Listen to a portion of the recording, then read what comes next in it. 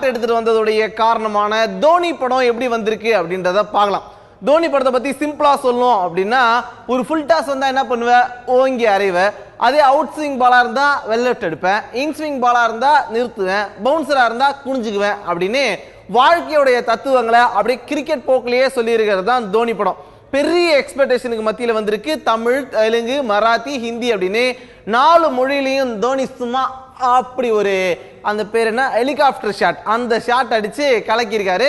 அப்படி இருக்கும்போது தோனி படத்துடைய கதை என்ன அப்படின்றத நம்ம பார்க்க போறோம். எதுவும் தெரியாது இல்லை, அன்டோல்ட் ஸ்டோரின்னு படத்துக்கு பேர் தான் வச்சாங்களே தவிர எல்லாம் நமக்கு நல்லா தெரிஞ்ச ஸ்டோரி. அதுவும் கிரிக்கெட் ரசிகர்களுக்கு வந்து கண்டிப்பா தெரியும் தோனி என்னைக்கு பிறந்தாரு, எங்க பிறந்தாரு அப்படின்றதுல ஆரம்பிச்சு அவர் எப்படி வளர்ந்து வந்தாரு. ஃபர்ஸ்ட் எடுத்தோன்னா ஒரு ஃபுட்பால் கீப்பரா இருந்தாரு, அதுக்கப்புறமா கோல் கீப்பர் 2 விக்கெட் கீப்பரா மாறினாரு, விக்கெட் கீப்பிங் பிராக்டிஸ் பண்ணி அதுக்கப்புறமா வந்து ரயில்வேல சேர்றாரு. டிக்கெட் கலெக்டரா வந்து இருக்கும்போது அவருக்கு அந்த வேலை பிடிக்காம கடைசியில அங்கேருந்து வந்து மேட்சுக்கு வந்தாரு அப்படின்றது தான் கதை. இதை பார்த்தீங்க அப்படின்னா நல்லா இழுத்து அழகா ரைமிங்கா டைமிங்கா சொல்லியிருக்காங்க.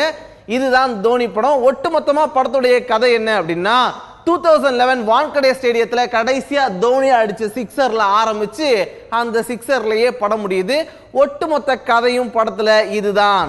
தோனி படத்துல படக்குழு எங்கெங்கெல்லாம் சிக்ஸ் அடிச்சிருக்காங்க, எங்கெங்கெல்லாம் போல்ட் ஆயிருக்காங்க அப்படின்னு பார்த்தா, 6 ஃபர்ஸ்ட் பார்ப்போம். 6 அப்படின்னா படத்துலயே வந்து வெரி குட் டெடிகேஷன் அப்படின்னு தான் சொல்லுவோம். எல்லா ஆர்டிஸ்டும் சுஷாந்த் சிங் ராஜ்பூத் ஆகட்டும், தோனியோட அப்பால ஆரம்பிச்சு எல்லா கேரக்டரையும் சும்மா பார்த்து பார்த்து தேர்வு செஞ்சிருக்காங்க. தியேட்டர்ல உட்காந்துருக்க பல பேருமே வந்து கேரக்டர் பார்த்தோம்னா இது யுவராஜ் அப்படின்னு, அதுவும் யுவராஜ்லாம் ஐயோ அப்படியே யுவராஜ் சிங்கே எதிரில் வந்த மாதிரி இருக்கு. ஒவ்வொரு கேரக்டருமே வந்து அவ்வளோ அழகா, இவர் தான் டால்மியா, இவர் தான் ஏகே கங்குலி அப்படின்னு கரெக்டா கேரக்டரை வந்து கீழே நீங்க கார்டு போடாம நேம் காட்டாமலே வந்து ஜட்ஜ் பண்ற அளவுக்கு ஒவ்வொரு கேரக்டரையும் அவ்வளோ அழகா வந்து செதுக்கி இருக்கிறது படத்துடைய முதல் பலம். தோனி படத்துல ஸ்ட்ராங்கா அடிச்சிருக்க சிக்ஸஸ் என்னென்ன அப்படின்னு பார்க்கும்போது, 2வது பலமான விஷயம் என்ன அப்படின்னா, படத்துல தோனியா வந்து நமக்கு சுஷாந்த் சிங் ராஜ்பூத்தை நம்ப வச்சிடறாங்க. படம் முழுக்க பாத்தீங்க அப்படின்னா அவரை நம்ம தோனியாவே பாக்குறோம். சின்ன வயசு அந்த கதாபாத்திரத்துல தேர்வு செஞ்சதுல ஆரம்பிச்சு தோனியோடைய முகக்கட்டை அப்படியே தொடர்ந்து மெயின்டைன் பண்ணி கடைசி வரைக்கும் எடுத்துட்டு போறதால நம்மளால பல இடங்கள்லயும் கதையோட ஒன்றி போக முடியுது. அது மட்டும் இல்லாம கிரிக்கெட் ரசிகர்கள்லாம் இருக்காங்கல்ல, வெறித்தனமான கிரிக்கெட் ரசிகர்கள், அவங்களுக்குலாம் வந்து பல இன்சிடென்ட்ஸும் ஞாபகம் இருக்கும். 1999ல நடந்த மேட்ச், அது மட்டும் இல்லாம அப்போ அண்டர் 19 போகும்போது யுவராஜ் சிங் கைஃப்லாம் வந்து செலக்ட் ஆகி போனது, கைஃப் அந்த அண்டர் 19 கேப்டனா இருந்தது. அந்த இன்சிடென்ட்லாம் பாத்தீங்க அப்படின்னா அந்த அண்டர் 19 வேர்ல்ட் கப் நடந்துட்டு இருக்கும்போது தோனி என்ன பண்ணிட்டு இருந்தாரு அப்படின்னு அழகா சொல்லியிருக்காங்க.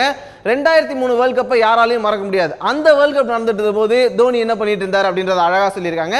அதன் பின்னர் எப்படி டீமுக்குள்ள போனாரு, 2007 வேர்ல்ட் கப்ல என்னாச்சு அப்படின்ட்டு லைனா வரும்போது நம்மளும் அதோட ஒன்றி போறோம். இதெல்லாம் நம்ம எல்லாரும் பார்த்து இன்னமும் நினைவுல வச்சிட்டு இருக்கிறது எல்லாருக்குமே தெரியும். மேட்ச்ல வந்து அதாவது வேர்ல்ட் கப் ஃபைனல்ல 2003ல சச்சின் எத்தனை ரன் அடிச்சாருன்னு கேட்டா 4 ரன் அப்படின்னு எல்லாரும் சொல்லுவோம். அந்த மாதிரி பல நிகழ்வுகளையும் கண்ணு முன்னாடி காட்டுறதால எல்லாருமே படத்தோட பொருந்தி போறாங்க. அது படத்துக்கான மிகப்பெரிய சிக்ஸர். தோனி படத்துல மற்றொரு வலுவான சிக்ஸர் என்ன அப்படின்னா, தோனியோடைய வாழ்க்கையை எந்த இடத்துலயுமே மிக இல்லாம அழகான ஒரு பயோபிக்கா சொல்லியிருக்காங்க. நம்ம சொல்ல போறது வாழ்க்கை வரலாறு தான் அப்படின்றத புரிஞ்சு நீரஜ் பாண்டே பாத்தீங்க அப்படின்னா அப்படியே கதையை நகர்த்தி இருக்காங்க. எந்த இடத்துலயும் ஹீரோயிசம்லாம் கிடையாது. தோனி அவுட் ஆனார்னா அவுட் ஆனார் தான். அந்த ரன் ஆர்டர் நமக்கு தெரியும் இல்ல, 0, 12, 7, 3 அப்படின்னு முதல் 4 மேட்ச்ல சொதப்பி அதுக்கப்புறமா தான் பாகிஸ்தான் கூட அடின்னு அடிச்சு அதுக்கப்புறம் முஷரஃப்லாம் பாராட்டினார்ல.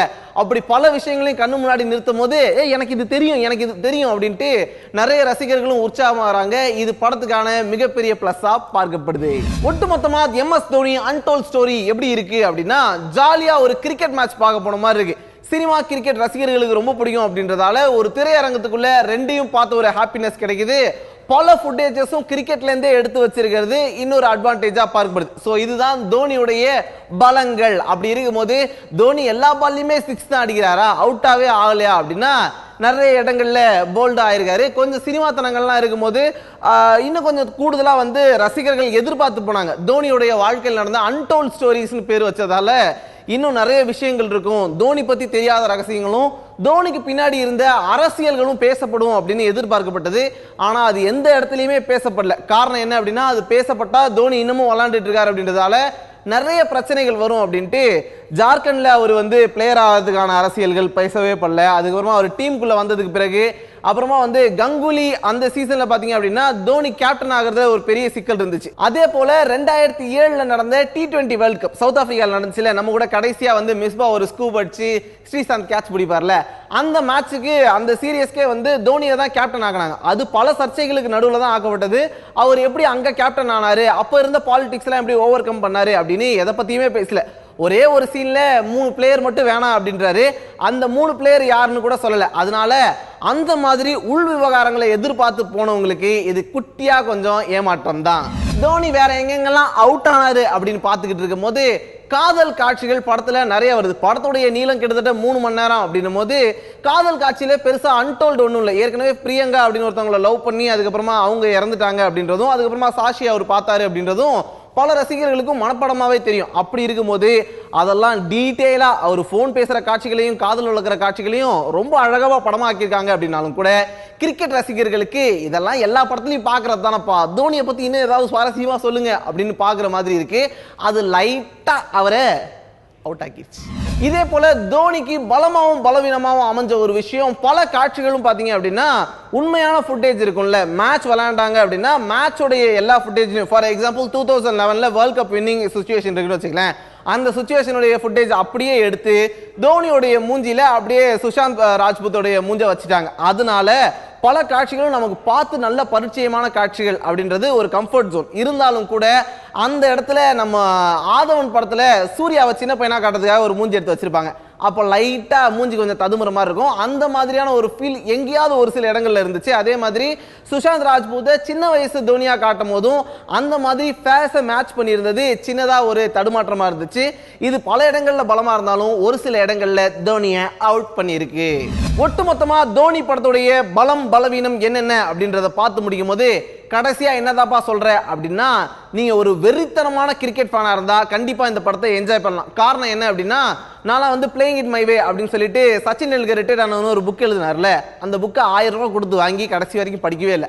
அப்படி இருக்கும்போது ஒரு 120 ரூபா கொடுத்தாலே இந்த படத்துல ஒட்டுமொத்தமா தோனியோடைய வரலாறு தெரிஞ்சுக்க முடியும் அப்படின்னும் போது ஒரு 3 மணி நேரம் ஸ்பெண்ட் பண்ணி பார்க்கறதுல எந்த பிரச்சனையும் இல்லை அப்படின்னு நினைக்கக்கூடிய கிரிக்கெட் ரசிகர்கள் தாராளமா இந்த படத்தை என்ஜாய் பண்ணலாம். நிறைய ஹெலிகாப்டர் ஷாட்ஸ் எல்லாம் பார்க்கலாம்.